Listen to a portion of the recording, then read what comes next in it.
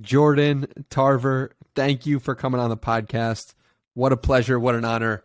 Super excited to talk about becoming your highest version and your story here today. So thank you for joining me. I really appreciate it. Yeah, man, I'm stoked to be here. Thanks for reaching out and setting this up. Yeah. So let's start with maybe an unusual place for the first question, but extending your stay in Barcelona. Why did you extend your stay in Barcelona? Well, at the time, I really had no reason to come back home. I was single. I had moved out of my apartment and quit my job before going on this 3-month solo backpacking trip. So literally I had like no responsibility. I didn't have like a lady back home. I didn't have a way to make money back home. So I was like, what's the point of going back home if now's the moment to keep doing this adventure and this experience? And I had met some really incredible people there. And I just saw it as an opportunity to continue this like journey of self-discovery and stepping outside my comfort zone. And so it really just felt like the next best decision for me to make was to extend that trip. Yeah, and I'm curious about the backpacking in general too, because I'd heard you say in a previous conversation how it was very unlike you to do something like that. So like, how did you make the decision to start backpacking around Europe? Well, so I went to school for business finance, graduated with a degree in finance, but I knew the corporate route just wasn't for me. It didn't just jibe with what I wanted to do with my life at the time. I eventually went into the corporate world later on. And I come from a family of 6. I'm the youngest of 4. All my siblings had traveled at some point after college. So it ran kind of in the bloodline of this is an opportunity to kind of just go experience the world and experience life before getting into the workforce. And so I bought a ticket. Originally, I was supposed to buy a ticket with a friend to go travel for 5 weeks. And then he got a job and they needed him to come train in New York in the summer. So that's how it became a solo backpacking trip. But it didn't feel right at first because it was so far outside of my comfort zone. At the time, I was just not very confident in myself in social situations. I didn't really understand who I was or who I wanted to become. And going on this solo backpacking trip just felt like as far as I could go outside my comfort zone. But I took that as a challenge or a test from the universe that that's what I needed to do at the moment so I could actually grow in that area and get more confident and become more of who I was supposed to be. So it kind of was an opportunity that fell in my lap just by accident. You know, it wasn't planned to be this immaculate 3-month solo backpacking trip. I'm going to go find myself and all these like, you know, wildflowers and butterflies. It was supposed to just be a trip with me and my homie. And then the script flipped. But, you know, the script flipped in the right direction for me. It's funny because I can't help but think of my friend Dickie Bush, who tweeted something recently like, you'll find yourself more from starting a business rather than backpacking around Europe. And I'm curious, looking back now, if you were given the decision to either start a business or backpack around Europe, which would you choose? At that same time? Yeah, same time. Backpack knowing what Europe. you know now. For sure. Okay, cool. So I've also started a business, and it's like once you start a business, you're not going to ever backpack again. You know, that's like, probably true. Life's too fucking busy when you're running a business, and yeah, I think it's good to have breaks from your business, but it's really hard to take those breaks as well, especially if you're the one that's running the show in the beginning while you're building it. So I think, in my opinion, like taking that trip it didn't stop me from starting a business eventually. You know, it gave me the first. It just gave me the first experience of me being so far away from anything familiar where I was required to adapt. And that adaptation just allowed me to grow as an individual. But I didn't learn everything about myself on that trip. I just think it was like the spark, you know, that's where the flame started burning. What adaptation did you make that surprised yourself from that trip? I think like the biggest thing was self-confidence and also like leading with kindness. That's become one of my life core principles. And the reason why it kind of came to be was I was alone, so I had to meet people. And kindness and positivity is the easiest way to meet people. Who doesn't attract to kindness and positivity? And so through just doing that on a daily basis, that's something I kind of grew into, and it became a part of me, and it's something that I've never been able to let go of. It's fascinating because if you think about the people who, in my mind, let's say are the most closed-minded or the least traveled, they're usually the meanest types of people. It doesn't have to be this way, but it's like if you only have been in your town, you might be mean. But like if you've explored more of the world, it might lead you to be kinder because you've seen more of the world. And I certainly wish I could travel more in my life. So like what would you say to somebody who's like, I wish I could travel more. I wish I had more life experiences and was in more places in my life. Like what would your advice to that person be? I mean, if something is important to you and let me rephrase that. If something is important to you in life, you'll make the time for it. You know, and if that's something you actually want, you'll be able to find the means to make it happen. And it doesn't even have to be something extraordinary like a 3-month solo backpacking trip. You know, going on a weekend camping trip is just as experiential as going overseas. So I think maybe if you don't think you can do something overseas or something so grand, like just look closer to home and just look for something that's going to give you the same type of experience, but maybe it's not going to be a mirror image of, you know, exactly what you thought. Cool. That's very helpful. Now about travel photography and photography in general. Yeah. Was that something you got into when you were in Europe, or was photography something you've always been interested in since you were a little kid? Yeah. So I got my first camera when I was like 13. So photography has been a part of me I'm 27 now, so 14 years. And I still shoot to this day. I don't share much of it online anymore. I've purely moved into the role of doing it for pleasure and joy. So through taking photos growing up as a kid, taking a ton of photos, and like with my friends in college, we were all into the outdoors and camping. So we were always doing some sort of like landscape photography. And then obviously taking the camera overseas. I thought at the time I wanted to do like professional photography. That was like my dream, was to be a professional travel photographer and writer. But it kind of just like started to morph after that trip was over, and I started doing like paid gigs and things like that. I slowly was starting to hate the thing I once loved. And I think what's important here is you don't have to monetize every single one of your passions. And through that experience, I realized that. Maybe it was hard for me to accept that at first. Maybe I didn't want to say, oh, like I can't make money doing this thing I loved. But eventually I became okay with seeing this passion just as a route to pleasure and joy to make me happy. Because at the end of the day, yes, money's important, but your happiness is just as important, or if not more important. Do you ever fear, or are you ever curious about if that same thing's going to happen with writing? Because I know writing's a huge passion of yours, and you've chosen to write books now. I've never thought about that. I feel so aligned in my journey and path and purpose and what I'm here to do and how I'm here to serve.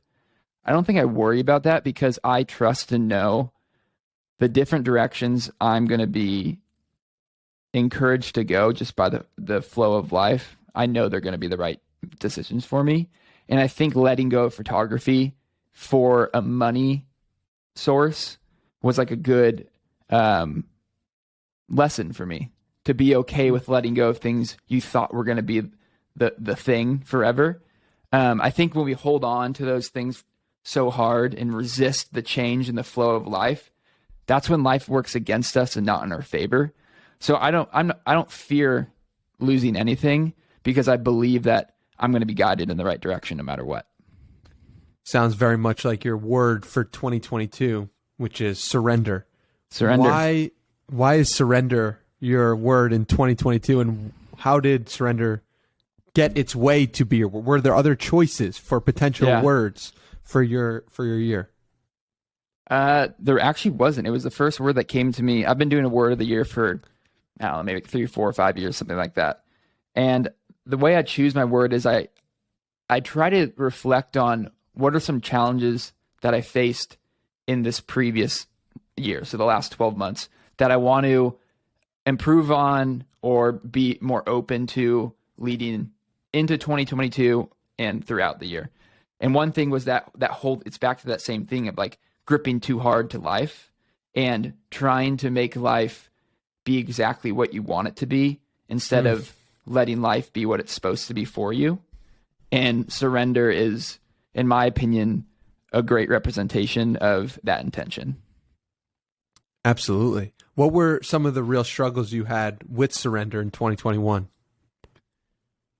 I think just going back to what I said, trying to be too much in control of like my path. What's an example of that?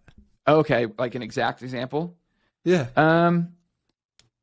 So when I first released my book, I had like a tracker on my wall of like sales, and as a way to like almost hold me accountable or just keep me motivated. But every day I looked up at it and it didn't make me feel good at all. It didn't make me feel like I thought it would make me feel. And I left it on the wall for a good while. And then one day I walked in, I was like, I need to take that thing down. It's like giving me like bad energy.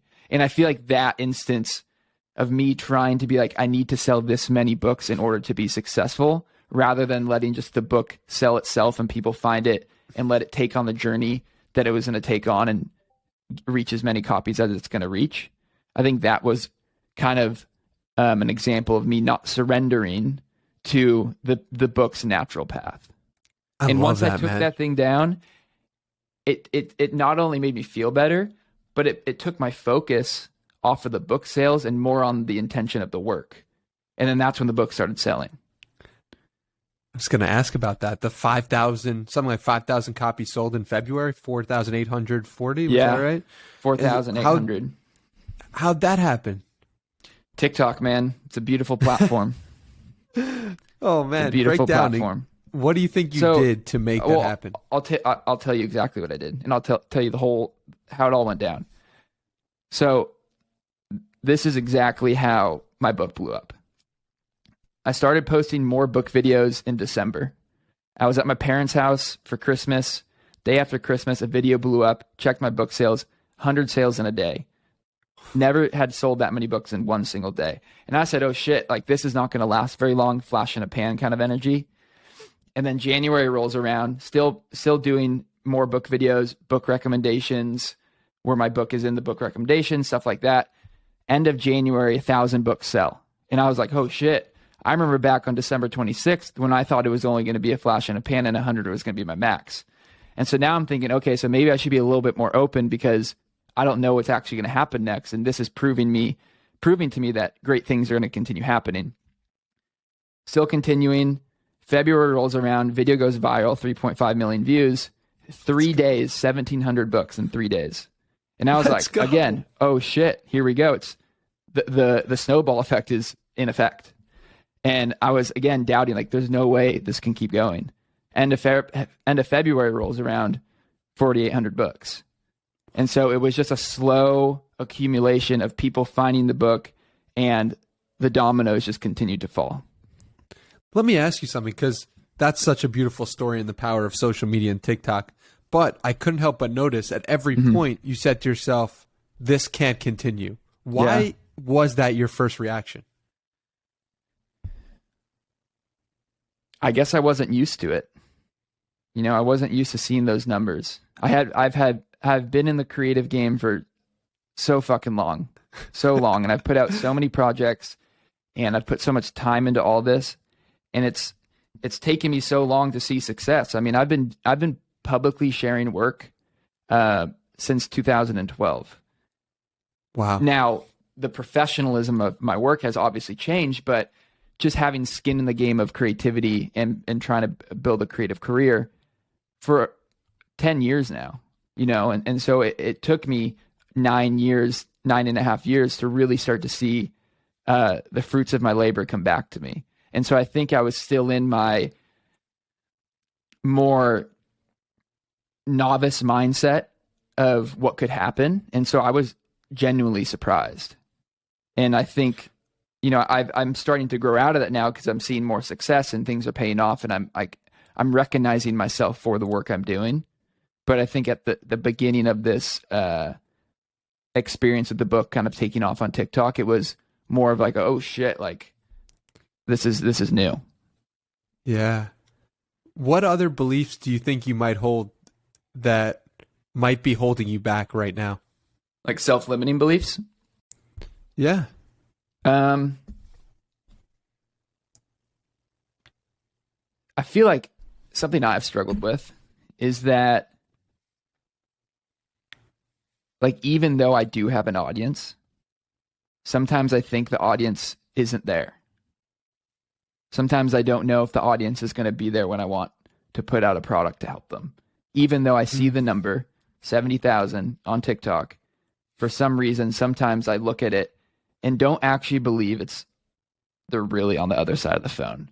So it's more of like, I need to work on trusting that the loyal community is there, and that's something I'm getting better at. I think because all this TikTok growth, dude, it really happened in the last 2 months. Like I've gained 50,000 followers in 60 days. It's bananas. Incredible. So I think it's not that I'm incapable of overcoming that belief. I think I'm still just familiarizing myself with the new environment that I'm in. Yeah. And the interesting thing about TikTok specifically and all these social media platforms is like, I think you're right to have that belief to some extent, in the sense of followers don't mean anything from the sense of that doesn't mean 70,000 people are going to see the next thing you put out. It's so merit based. You go to my feed and there's videos with like 300 views still because we're dealing with an algorithm. We're dealing with something that's out of our control. But yes, does it benefit you in some sort? Absolutely. But I think the most important part about having an audience is how can you convert those people to loyal community members? People on the front side of TikTok see the followers of everyone, not just me. They see the follower number, but no one knows the relationship the creator has with the community. And your followers aren't what's important. Your relationship with your followers are what's important. So, and that's something I'm really doubling down on and investing in right now is community building, one-on-one interactions. How can I make these people feel like I'm a part of their life in like a positive way, not just another video on their For You page? Yeah. So what are ways you go about building connection in social media right now? So I have a Discord channel that anyone can join through my TikTok bio. And I have Text Marketing, which is a texting community where I send out daily inspiration, wisdom, and support. That's been one of my most successful places to connect with people one-on-one, because although I send a text message out to my entire community, I get a one-on-one interaction with them. So I can interact with them as a person. I'm not anyone else but a person. I'm just another person. They're a person too. Yeah. It doesn't matter how many followers I have. I go through the same bullshit, the same struggles as that person does. And we can talk about those things, and I can be in a position to help support them where they feel like they need support. And having that one-on-one connection has really, really improved my relationship with my community. And that's like, I feel more proud of the people I have in my texting community than all 70,000 people on TikTok because of the different relationship I have with them. How much do you pay every month, if you don't mind me asking, for community texting access? It's $100 bucks, $99 a month. Unlimited $99 texting. a month and unlimited texting. Wow. Yeah. I got to get on that because it's like, it's awesome. Yeah. $99 for unlimited texting is, I feel like it's a steal. What platform? Honestly. It's called, Community. That's the name of it. Nice. Yeah. Wow, it's awesome. And you sent one text out, which I saw recently. You tweeted, or you put an Instagram post about it, which was, if you were allotted a maximum number of words per day, how would you choose to use them? I thought this was such a powerful question. I never thought about it like that. If you were allotted a maximum number of words per day, how would you choose to use them? We throw around words all the time, but we don't say to ourselves, if I had a specific amount. If I had 100 to use, how would I? And the responses were beautiful, man. That was such a powerful question. How'd you come up with that? It just came to me, dude. I am very spiritually connected, and my entire writing process is a very spiritual and channeling experience, and things come through me and I don't know where they come from. And that's how I've written a lot of my work, and that's how I kind of can connect to this kind of creativity that I have access to. And that just kind of came to me one day because of that, what you were just saying. I kind of realized that we do use words as if they are unlimited, which they kind of are. You know, you could say as many things as you want to an extent, but what if there was a limit? You know, what if you could only speak 100 words per day? Which words would you choose? And in that response of that text message, 100% of the responses all had to do with kindness, positivity, encouragement, support, gratitude. And it just, I have the chills saying it right now. It literally, I have the chills too. It reminded you what's truly important in life. It's being a generous, kind person. At the end of the day, that's what matters. When I read that question, my reaction was just the mind-blowing emoji. I'm sure you got that in response because it's like, oh, wow. Like, I never really thought about life from that perspective. But have there been any other texts or prompts that come to mind that you've sent out that have had as powerful a response as that one? That one was definitely one of the most powerful, I think, in the sense of how it made people see life from a new perspective. And I think that's like what I want my work to do. I want to offer you my perspective, not as a way of saying this is how you should live, but hey, this is how I see things and think about life. Can this in any way help you live in a more positive fashion? And that's really like my drive with all this stuff. So to really try to think off the top of my head, not a single message. However, every Friday I do gratitude check-ins with the community. And this is simply saying one thing you're grateful for today and one thing you're looking forward to this weekend. And I always share mine first to show people that I'm being vulnerable and open because I think that's important with the community. And it's hands down the most consistently responded text message I send out. People are like thrilled to share what they're grateful for and also what they're excited for. And I think like the reason why I add the part about what do you look forward to this weekend, because I think one of the most important things in life, and especially to live a life with a positive outlook, is to have things you're looking forward to doing. If you don't have things on the calendar that you're excited to do, what is there to look forward to and be excited about? You know, and that's where you kind of get stuck and get in your head that life is so hard and negative and it works against you. But if you just set yourself up with things to do, even the smallest things, like people say like playing with my dog or going to the park with my kid or whatever it is, it doesn't need to be these extraordinary things. If you can just have these little moments of bliss to look forward to, they can just be your through line through, you know, the struggle of that you may feel in life. So powerful. And on that note, I found from reading your book, I found the gratitude practice you recommend, the 5 things. One thing you're grateful for from yesterday, one thing you're grateful for from today, one thing you're looking forward to today, one person from your childhood who you're grateful for, and one seemingly insignificant thing in front of you that you're grateful for. I started doing that 3 days ago.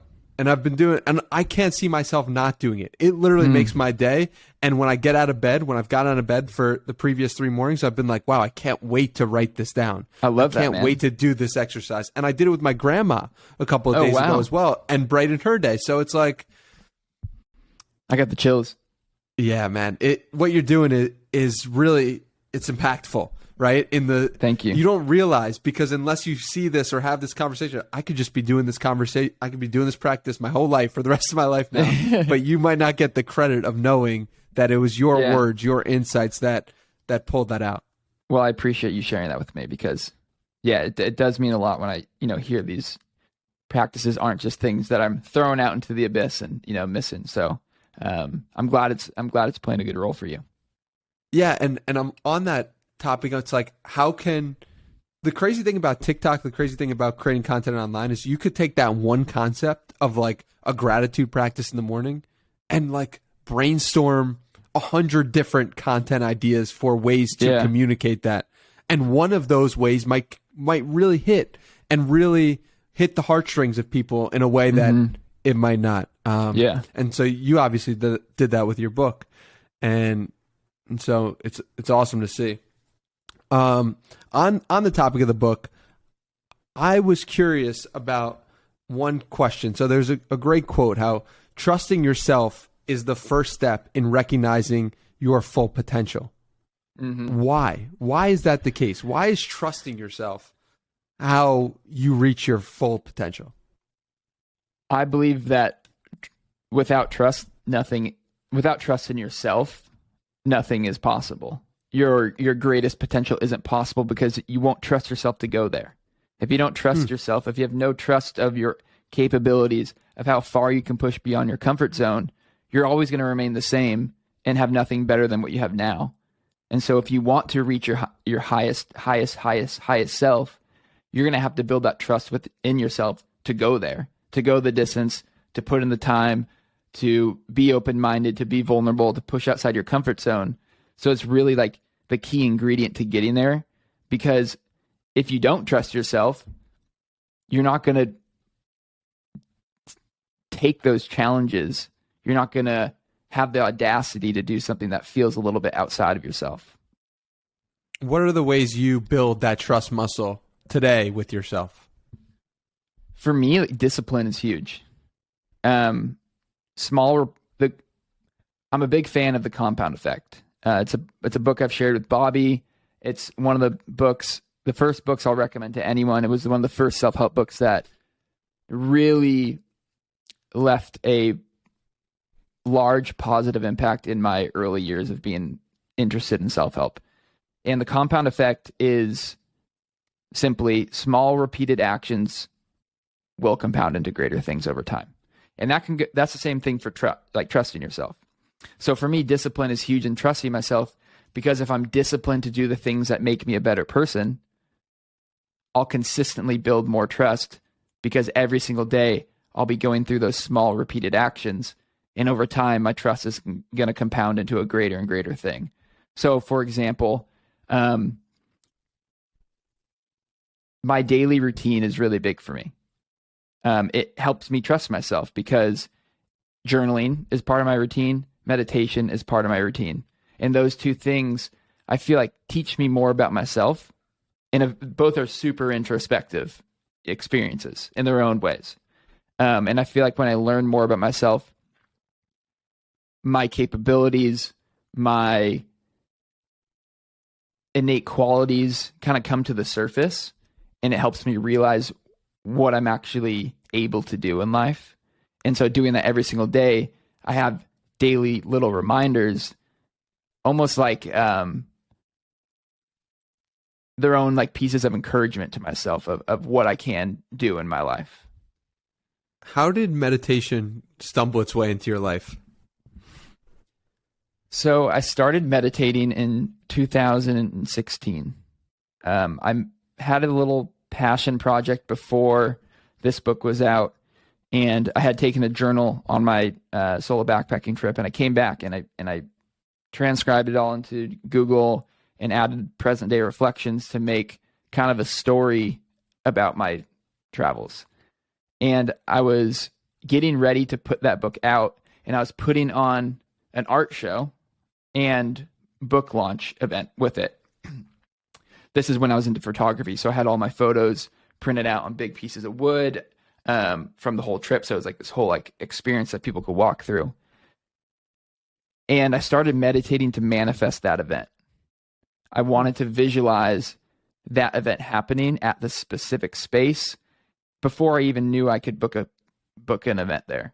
So I started meditating to manifest talking to the manager, how the conversation would go. I started meditating to visualize the actual art show and how the event was going to go.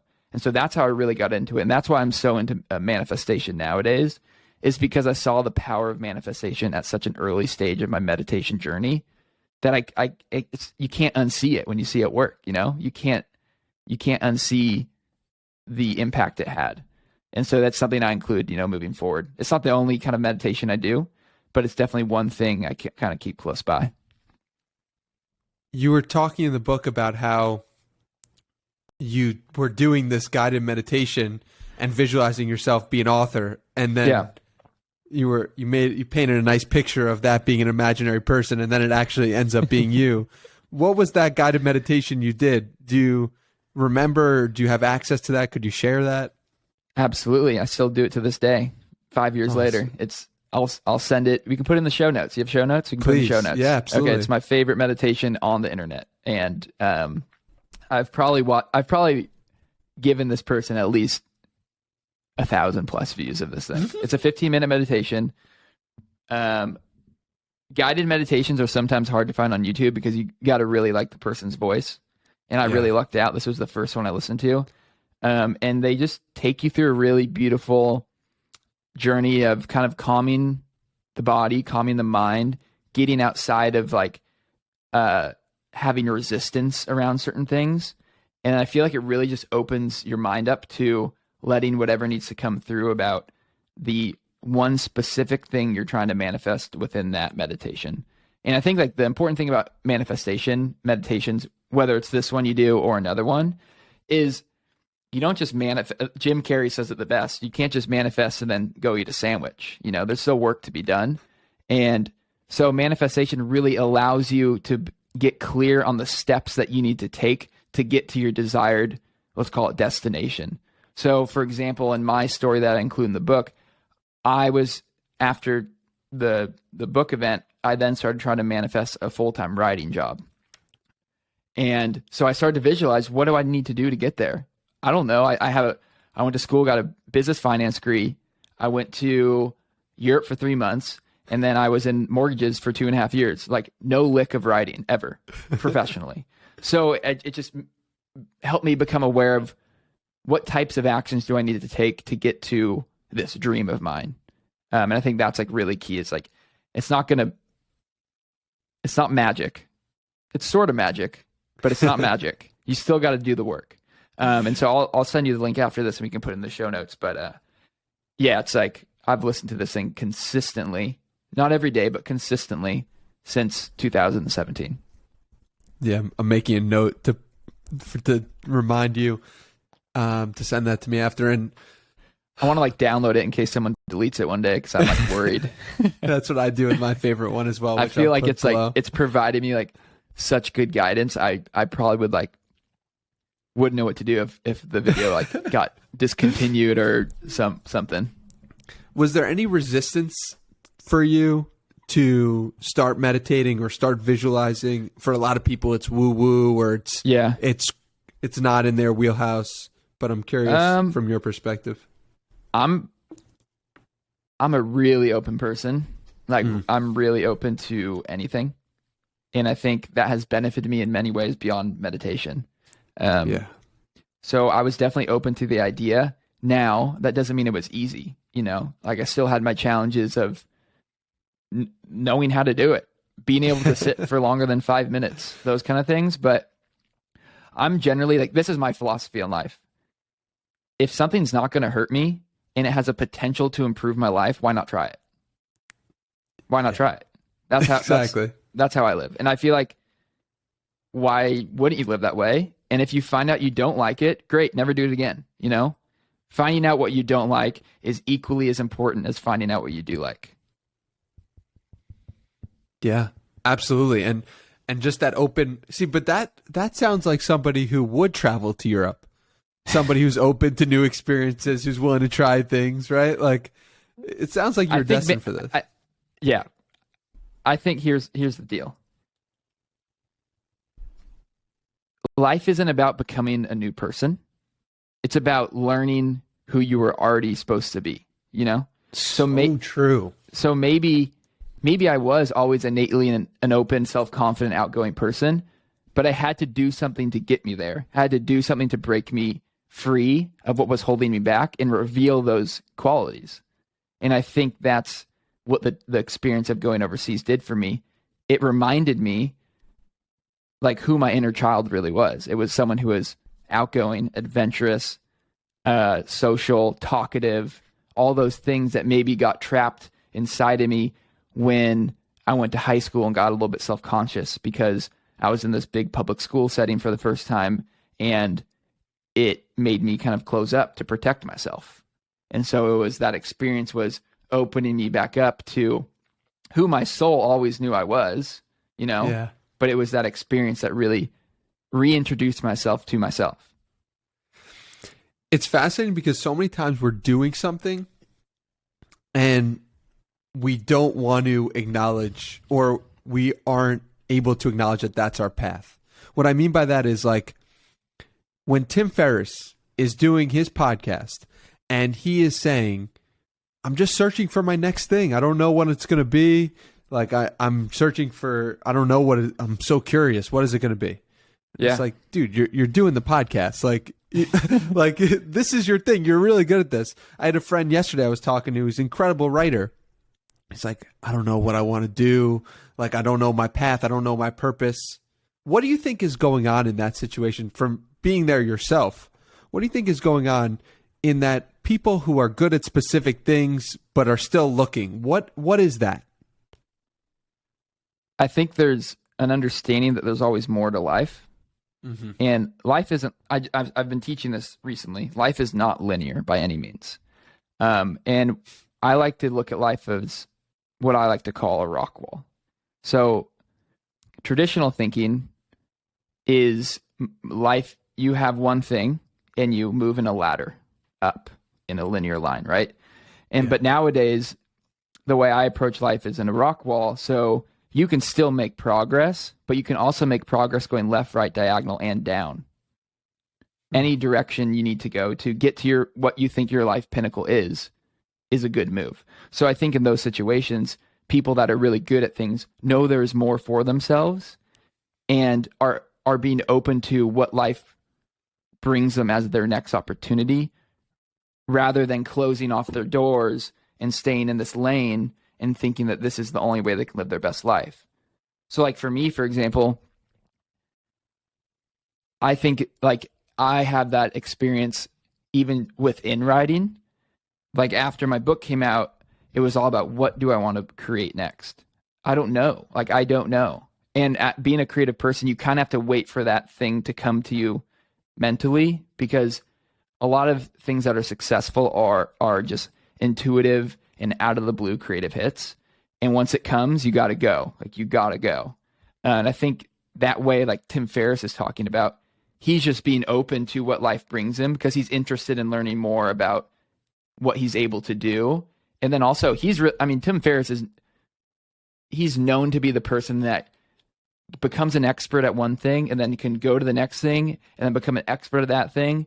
That's just his like DNA. But I think it's just really a sign of openness to whatever life is bringing. Yeah, I think that's a great point.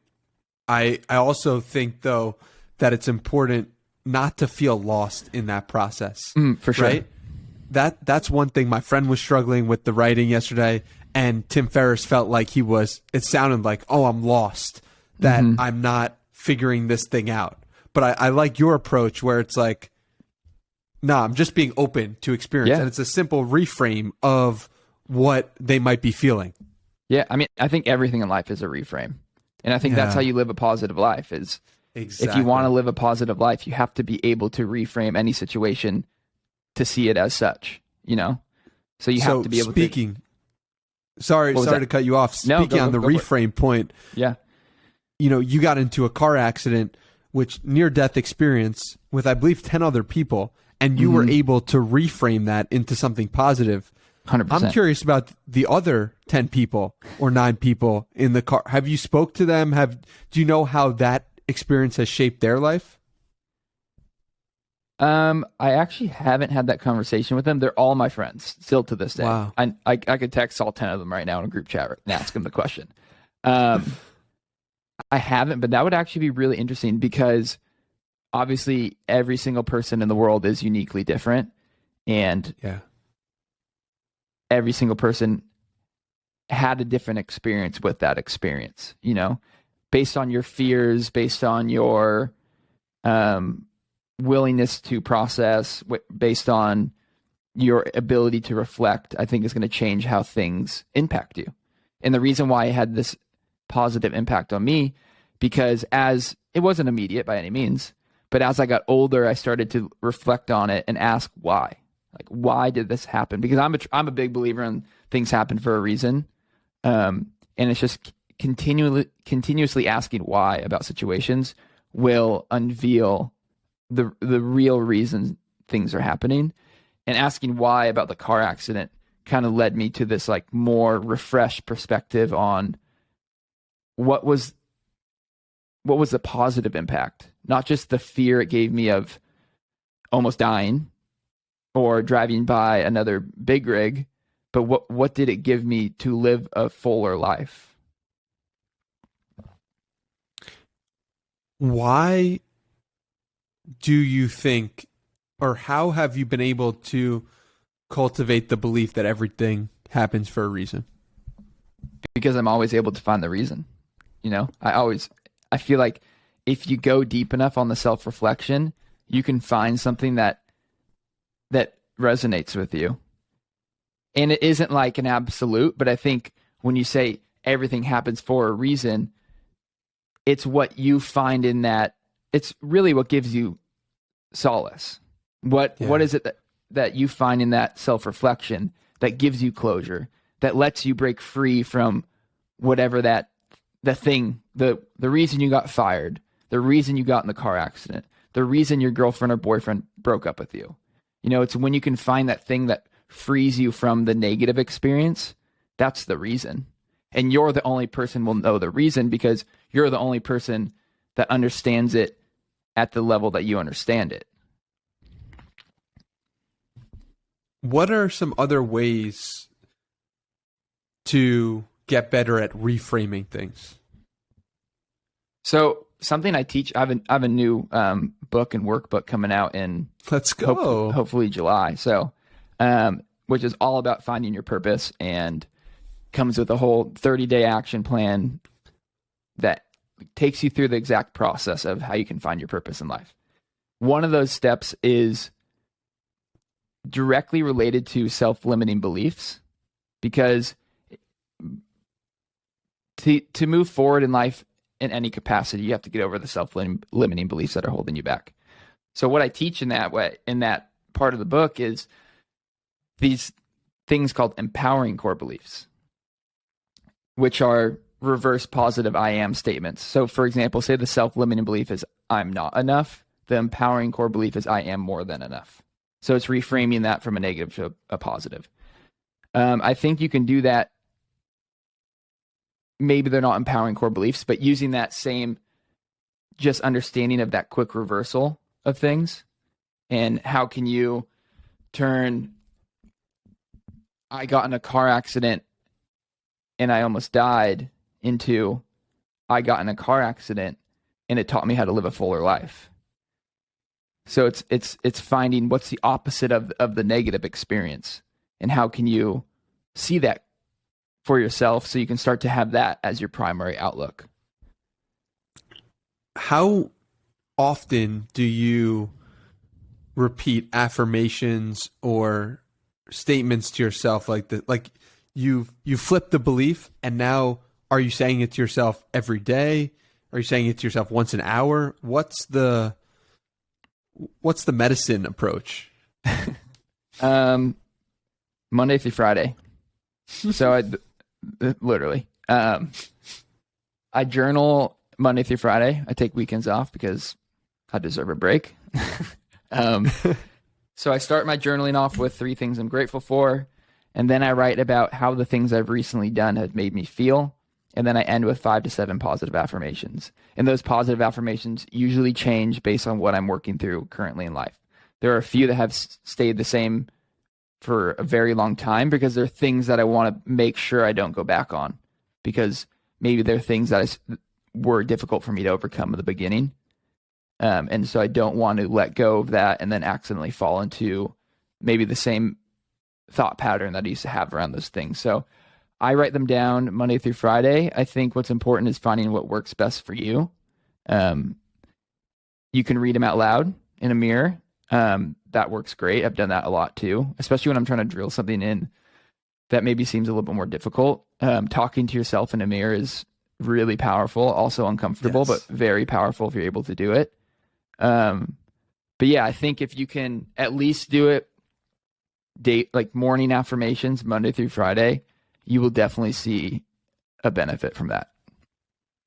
Why is talking in a mirror uncomfortable for so many people? I think it's just weird to look at yourself in the mirror and talk just for what it is. I feel like it's also weird. I think people have this uncomfortability with building themselves up. It's like, it's for some reason it feels weird to be your own hype man, because that's essentially what you're doing. If you're looking in the mirror and you're saying, I am worthy of money and abundance, you're like, what the fuck? No, what? Why? So but what is that voice? Whose voice is that? That's not your voice. That's someone else's voice who would say that if they were there. Right. So that's just the negative judgment you're expecting maybe from other people. But I think it's uncomfortable because people are uncomfortable with rooting themselves on. But I feel like life is all about being your biggest cheerleader, because at the end of the day, you're the only person there that's going to cheer you on. Because most of the time, people aren't thinking about you at all, even though we think they are. Like, people probably aren't thinking about me in my book every single day. But I'm here every day working my ass off, trying to build this business and put out products to change people's lives. So I'm the only person here that's going to be pushing me to do those things. And so, although it's uncomfortable, you can get comfortable with the uncomfortable, which is so key. And talking to yourself in the mirror is one of those things. Yeah. It's funny. I personally, one of the things I used to do, and maybe this conversation will inspire me to do it again, is just say, I love myself 5 minutes in the mirror, looking in my eye, directly in my eye. And I've been writing it down for the past 29 days now. I love myself 100 times. Crazy wow. Beneficial practice. And powerful. It's powerful. What are some of yours? What are some affirmations that you are repeating to yourself? And more importantly, why are you repeating those specific ones, if you don't mind sharing? Yeah. Here. We'll open my journal. Let's go. We're going into the depths of the subconscious. One, I write a lot. Two, I write a lot. I love money and money loves me. I am a money magnet. I think a lot of people, if not everyone, at some point in their life, in some capacity, feel unworthy of money. And I think that's why that's one that I was mentioning that I've written for a very long time, because it's so easy to fall into that thought pattern that you're unworthy of money. And especially being a business owner and a creative artist and a writer, like, making an income is riding on people appreciating what you create, which is also can be difficult, because you can see it as a personal thing if you're not making money, because we're like, I made that and it's not making me money. So it's like, am I the problem? So those are two I write a lot. Another one is, I'm worthy of my success and fame. That's like something that has also been kind of related to the same thing with money, just worthiness of being recognized for what I'm here to do. I think it's easy to feel unworthy. I feel like a lot of people listening to this podcast may feel the same way. Unworthiness, I think, is something that is felt by everyone. So that's one I continue to write. Let's see here. I am disciplined with my time. That's a new one I'm writing in the last couple days. I feel like I'm really disciplined and I'm really good with time management, but I feel like I'm in this weird short season right now where I'm letting tasks either run too long, or I'm trying to cram too much stuff into a certain time window, so I'm using my time inefficiently. And so I'm trying to remind myself that I am disciplined if I put forth that kind of conscious effort. And then last one is I'm an open channel. And so that for me is really important because I connect and channel all of my creativity in some capacity. And if my channels aren't open, the work's not going to happen. I'm not going to be able to fulfill my purpose of helping people heal through my creativity if my creative channels are closed. So that's just a reminder to me that no matter what I'm feeling, no matter what I'm going through, I can still have access to my highest creative expression. I love all those. The question that pops out to me is, where do you believe the unworthiness of money and recognition stems from? And it could be separate places. I think like for me, I think because it took me so long to see creative success from a financial side, I think that has created those thought patterns in my head. And I feel worthy now. I do. I truly do feel worthy. And I feel like I've overcame that self-limiting belief.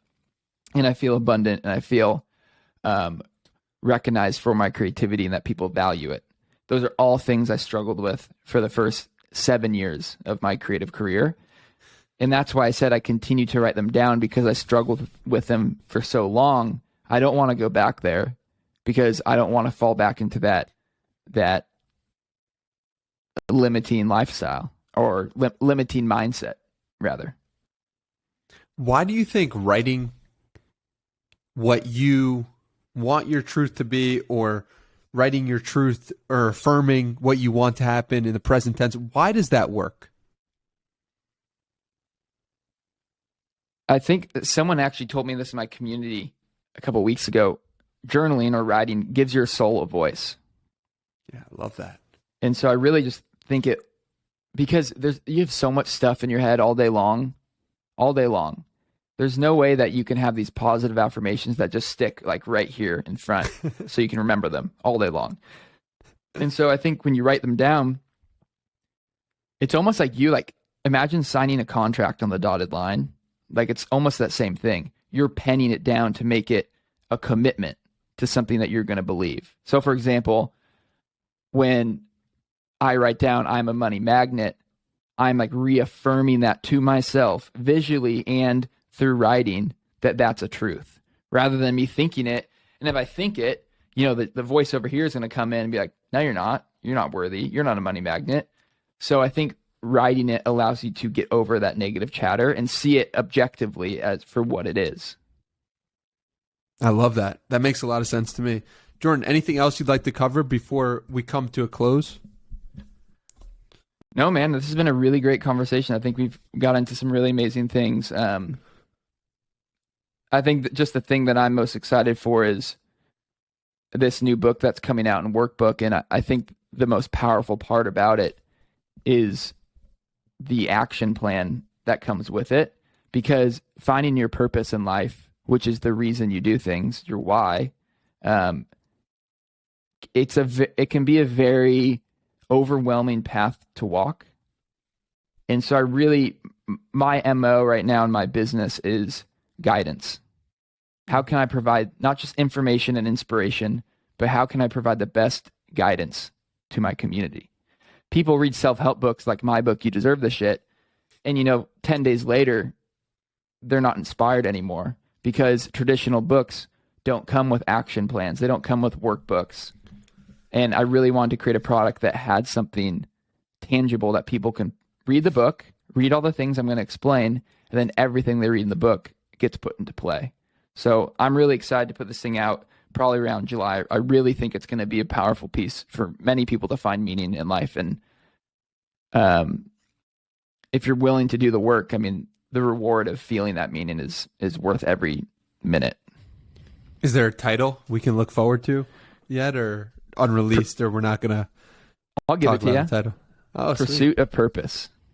The Pursuit of Purpose. If you made it this far in the podcast, you now have a title to look forward to. Pursuit of Purpose. I like that a lot. I'll be sharing more about the actual project and product itself come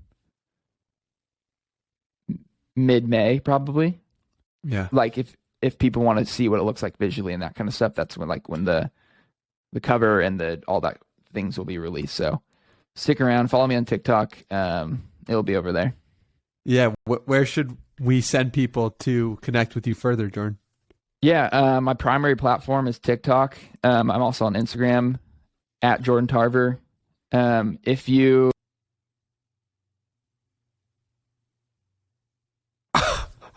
No. Are you kidding me?